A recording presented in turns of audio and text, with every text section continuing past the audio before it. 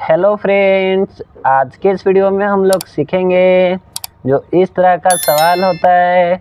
दो संख्याएं 28 तथा 44 है।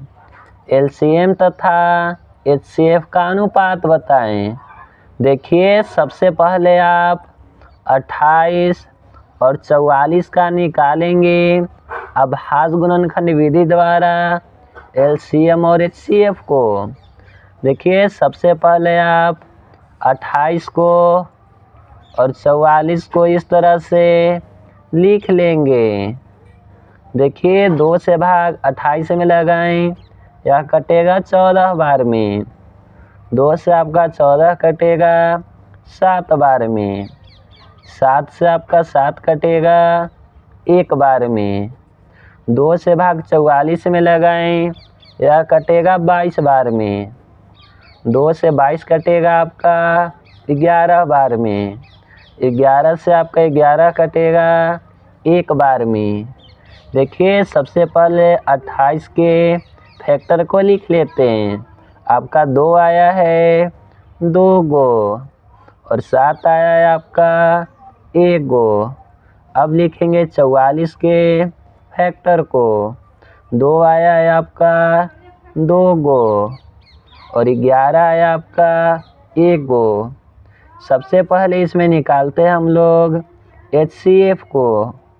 देखिए, एचसीएफ में हमेशा आप याद रखिएगा, जब 2 जोड़ा मिलेगा ना एक संख्या का, तो उसमें से सिर्फ लेंगे एक संख्या को।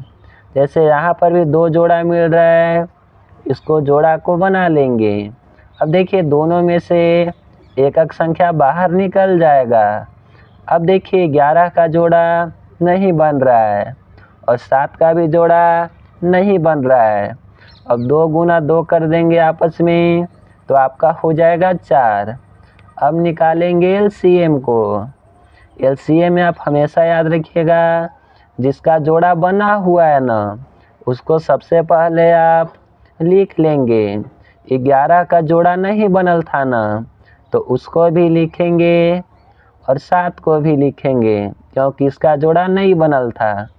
एलसीएम में हमेशा आप याद रखिएगा, जिसका जोड़ा बनल है उसको भी लिखेंगे और जिसका जोड़ा नहीं बना हुआ है उसको भी लिखेंगे। अब आपस में करेंगे गुना। 2 गुना 2 करें, आपका हो जाएगा 4। 4 गुना 11 करें तो आपका हो जाएगा 44। 44 गुना करेंगे 7। 7 चौ 28 का 8, हाथ का हासिल 2। 7 चौ 28 और 2 हो जाएगा 30, यानी कि एलसीएम हो जाएगा आपका 308। तो आपको बताना है एलसीएम तथा एचसीएफ का अनुपात कि क्या होगा। तो अनुपात के सिंबल को ऐसे लिख लेंगे।